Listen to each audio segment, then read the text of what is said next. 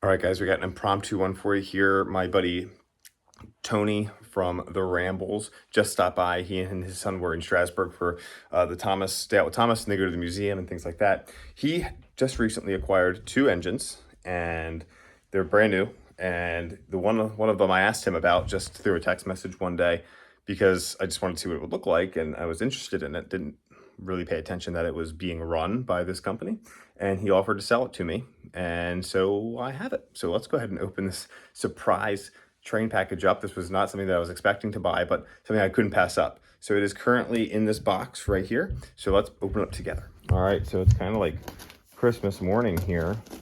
I know that some people think that doing these unboxing videos is lame. Then you don't have to watch, or you can fast forward a little bit. But I enjoy sharing the moment of a new acquisition with all of you. So look at that. It is a bright yellow. It's a box from Third Rail. Now, if you know, I've had some Third Rail engines on my layout, but I don't own any. I do not own any. So this is going to be a first for us here on the channel. There you go. So I'm not going to tell you what it is just yet. Let's go ahead and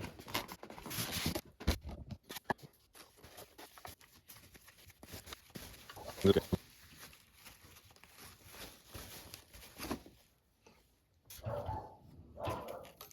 Don't mind the dog barking.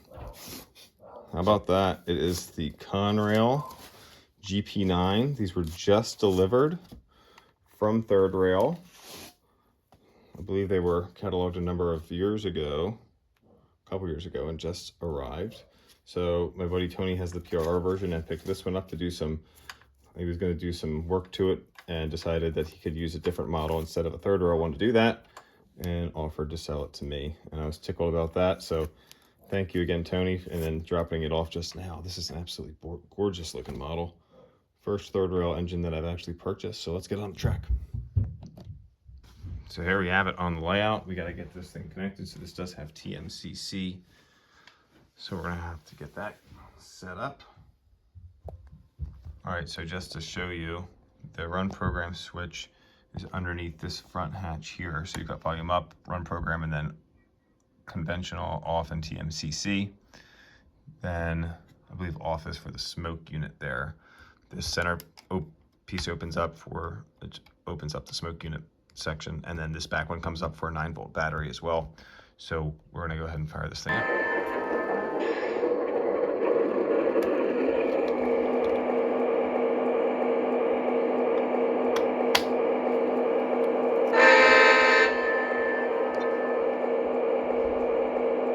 Are we clear? Over.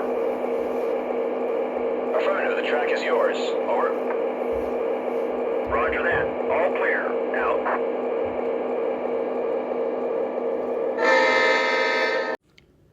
So these GP9s were produced by Third Rail. They offered a number of different road names when they released them.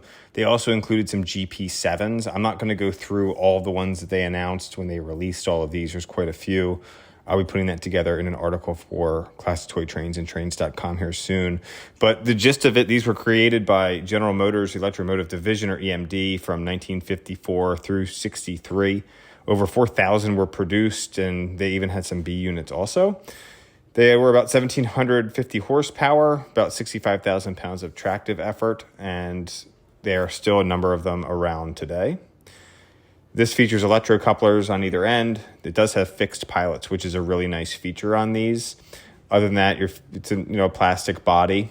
They weigh a little over 4 pounds, so they do have some weight to them.